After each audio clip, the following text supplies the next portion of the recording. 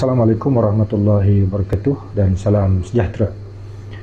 Saya nak mengulas sedikit tentang satu video yang saya tengok semalam oleh seorang ketua bahagian UMNO di Perak, dan beliau mengulas mengenai perkataan AMDAT yang digunakan oleh pembangkang untuk menggambarkan kerjasama antara UMNO dan DAP pada masa ini.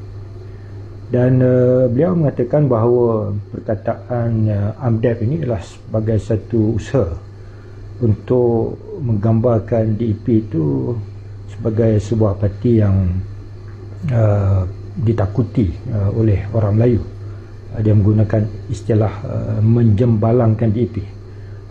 Maknanya seolahnya nak beritahu kepada masyarakat, terutamanya orang Melayu, jangan undi DAP lah, atau jangan undi parti-parti yang bekerjasama dengan DAP, kerana DAP ni jembalang. Kalau jembalang tu biasanya orang akan takut lah nak mendekatkan diri dengan jembalang ni. Atau dalam istilah sains politik, ini disebut sebagai demonization, demon, menjadikan musuh itu sebagai satu hantu, ataupun menggambarkan musuh itu sebagai satu hantu supaya dia tak dapat sokongan, terutamanya kalau dalam pilihan raya, sokongan daripada para pengundi.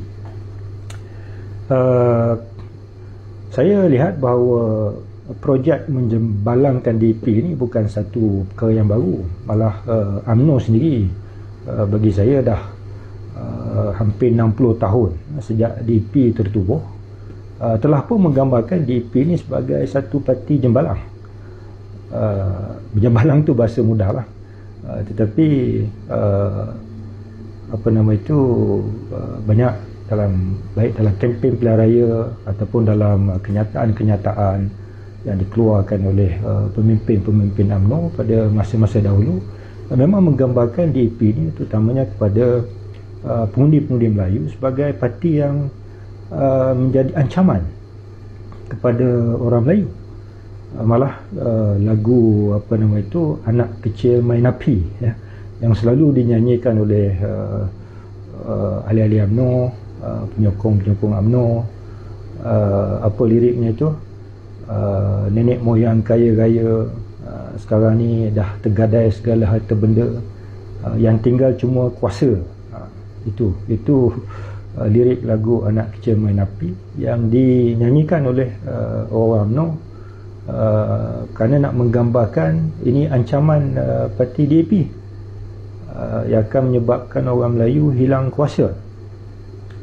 Jadi saya lihat hari ini situasi ini dah berubah apabila UMNO telah pun bekerjasama dengan DAP. Jadi bermulalah proses bagi saya normalisasi DAP yang dijalankan oleh UMNO.